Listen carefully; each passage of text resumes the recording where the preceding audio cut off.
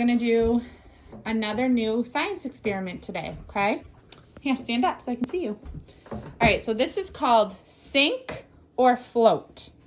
If something sinks, then it goes inside the water all the way to the bottom.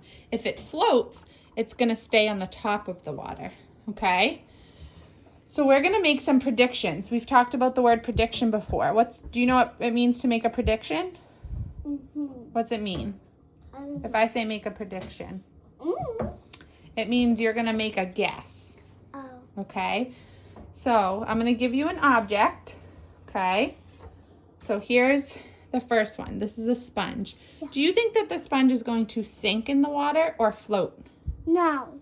Do you think it'll sink or float? Sink. You think sink? All right, put it in the water and see. Throw it in. Is it floating or sinking?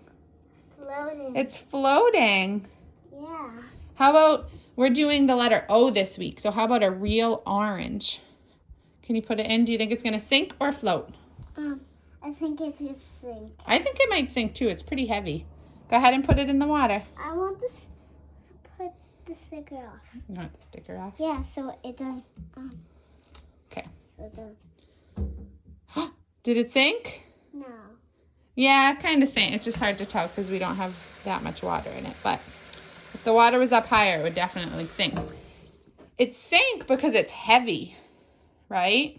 It's going under the water because it's heavy. How about the cover? Do you think this cover will sink or float? It's pretty light. Floating. It's floating. What happens if we push it down? Will it stay sinking? Ooh, that one did both.